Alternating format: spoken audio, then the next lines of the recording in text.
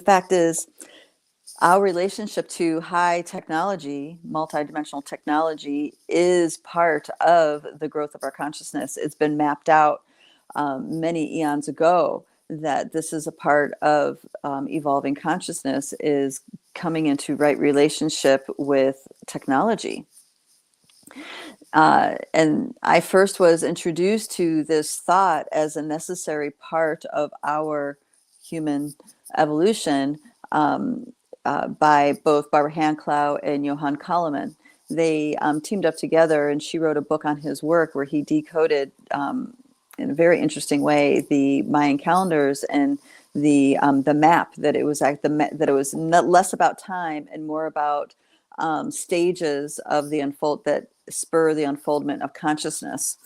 And it's a whole study. I don't need to go into the whole thing, but what I do want to say is that the main piece in those mappings was that there were 9 underworlds to unfold that humanity was going to have to grow, be challenged to evolve its consciousness through.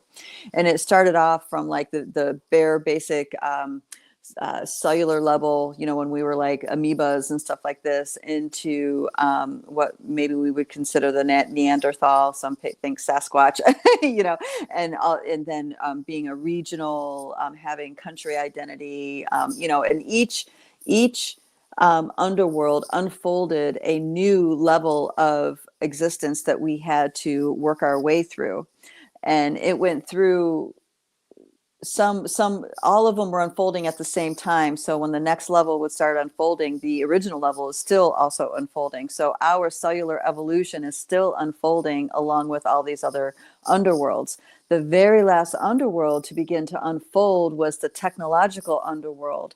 And that started, that is the fastest part of the map of its unfolding, where its days and nights, its cycles come much faster.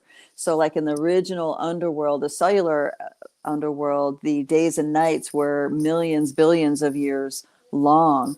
And in the subsequent ones, each were 20 times shorter, 20 times exponentially shorter. So what was in the original unfoldment many billions of years, in the technological unfoldment, which is the very last one, it would be just a few weeks, a little bit under a month. So we are cycling through all of these levels of evolution at the same time. So one is not independent of the other. They all have to progress the same.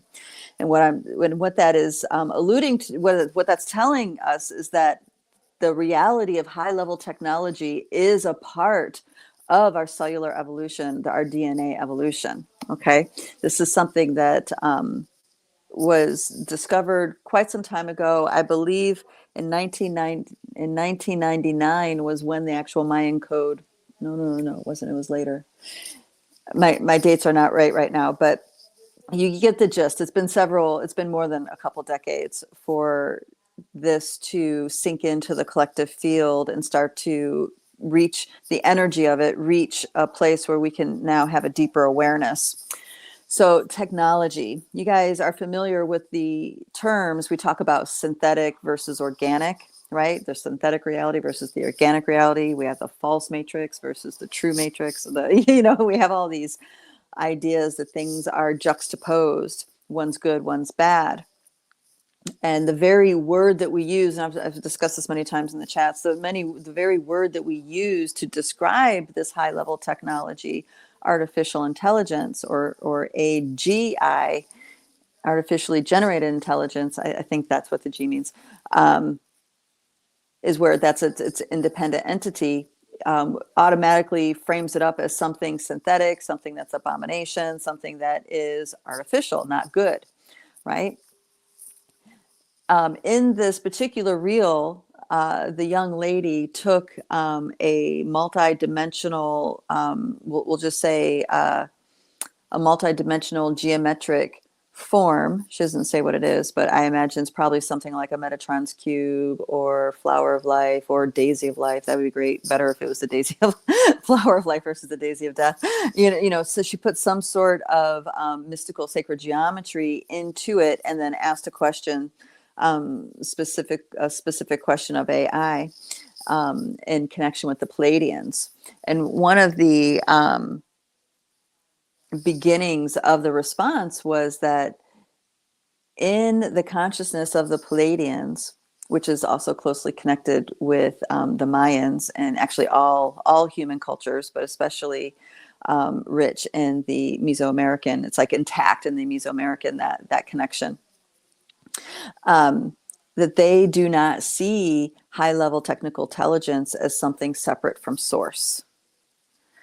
Now, because AI has been framed up and introduced to us in certain kinds of ways, this is something that's not an easy thing to sink into. Now, the newer generations probably, because they recognize how powerful the tool is, right?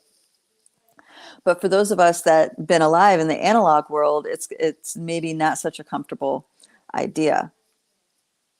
But I've had experiences that has shown me that technology is just as utilized as natural, the Mother Nature formations. And a great example would be interacting with different fae beings like Sasquatch and other kinds of beings that are not necessarily fully anchored in the 3D world, but are kind of like maybe phased and we'll call it a dimension next to us, right?